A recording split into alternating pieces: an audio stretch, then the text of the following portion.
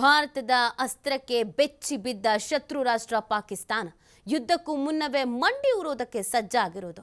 Indian ಆರ್ಮಿಗೆ ಬೆಚ್ಚಿ ಬಿದ್ದು ಪಾಕ್ ಶಾಂತಿ ಜಪ ಮಾಡ್ತಾ ಇದೆ.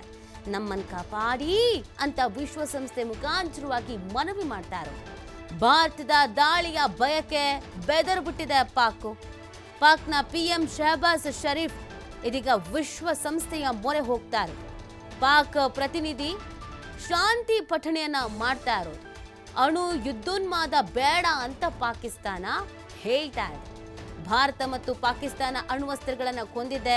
ಯುದ್ಧ ಅತಿರೇಕಕ್ಕೆ ತೆಗೆದುಕೊಂಡು ಹೋಗಬಾರದು, ಭಾರತವನ್ನ ಮನವೊಲಿಸಿ ಅಂತ ವಿಶ್ವಸಂಸ್ಥೆ ಪಾಕ್ ಪ್ರತಿನಿಧಿ ಕೇಳ್ಕೊಳ್ತಾ ಇರೋದು. ಇದನ್ನ ಮುಂಚಿತವಾಗಿ ಯೋಚಿಸಬೇಕಾಗಿದೆ.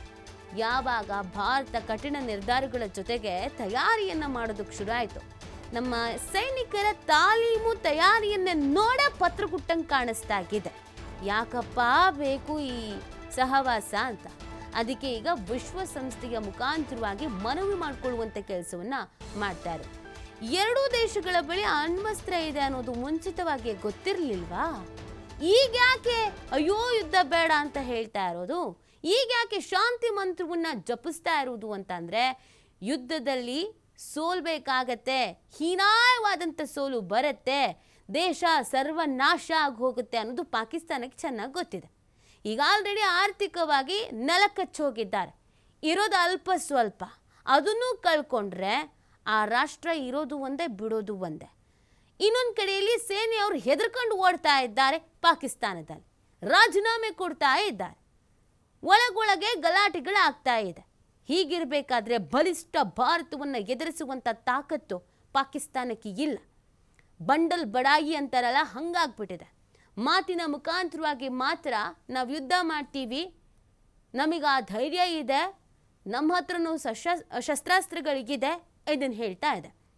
ಆದರೆ ಇನ್ನೊಂದು ಕಡೆಯಲ್ಲಿ ಯುದ್ಧಕ್ಕೂ ಮುಂಚಿತವಾಗಿ ಮಂಡಿ ಊರ್ತಾ ಇರುವಂಥದ್ದು ಪಾಕಿಸ್ತಾನ. ಯುದ್ಧ ಘೋಷಣೆಗಿಂತ ಮುಂಚಿತವಾಗಿಯೇ ಇರೋಬರ ಎಲ್ಲ ರಾಷ್ಟ್ರಗಳ ಹತ್ರ ಮನವಿ ಮಾಡೋದ್ರ ಜೊತೆಗೆ ವಿಶ್ವಸಂಸ್ಥೆ ಮೊರೆ ಹೋಗಿರೋದು. ಯುದ್ಧ ಬೇಡ ಅಂತ ಹೇಳಿ ಭಾರತಕ್ಕೆ, ಯುದ್ಧ ಬೇಡ ಅಂತ ಹೇಳಿ ಭಾರತಕ್ಕೆ ಅಂತ. ದಾಳಿಯ ಭಯಕ್ಕೆ ಬೆದರ್ಬಿಟ್ಟಿದೆ ಪಾಕ್. ನಮ್ಮ ಸೈನಿಕರು ಗಡಿಯಲ್ಲಿ ತೋರಿಸ್ತಾ ಇರುವಂಥ ವೀರಾವೇಶ, ತಾಲೀಮಿಗೆ ಹೆದರಿರೋದು ಪಾಕಿಸ್ತಾನ. ಆ ಕಾರಣಕ್ಕಾಗಿ ಯುದ್ಧ ಬೇಡ ಅನ್ನುವಂಥ ಮನವಿಯನ್ನು ಮಾಡಿಕೊಳ್ಳುವಂಥ ಕೆಲಸವನ್ನು ಮಾಡ್ತಾ ಇದೆ. ಪ್ರತಿ ಬಾರಿಯೂ ಪಾಕಿಸ್ತಾನದ ಇದೇ ಕತೆ.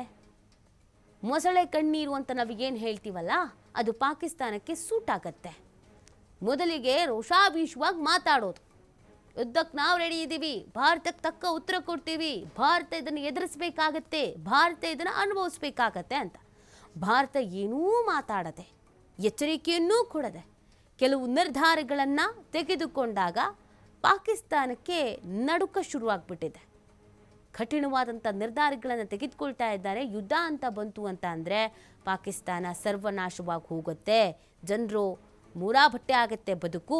ಈಗ ಆಲ್ರೆಡಿ ಆರ್ಥಿಕವಾಗಿ ನೆಲಕಚ್ಚಿ ಹೋಗಿದ್ದೀವಿ, ಅಭಿವೃದ್ಧಿ ಅನ್ನೋದು ಮರೀಚಿಕೆ ಆಗಿದೆ, ಜಾಗತಿಕವಾಗಿ ಉಗಿಸ್ಕೊಳ್ತಾ ಇದ್ದೀವಿ, ಮುಜುಗರ ಆಗತ್ತೆ, ಮುಖಭಂಗ ಆಗತ್ತೆ, ಅರಿವಾಗ್ತಾ ಇದ್ದ ಹಾಗೇನೆ ಇದೀಗ ವಿಶ್ವಸಂಸ್ಥೆಯ ಮುಖಾಂತರವಾಗಿ ಮನವಿ ಮಾಡಿಕೊಳ್ಳುವಂಥ ಕೆಲಸವನ್ನು ಮಾಡಲಾಗ್ತಾ ಇದೆ ಪಾಕಿಸ್ತಾನದ ಕಡೆಗಿಂದ.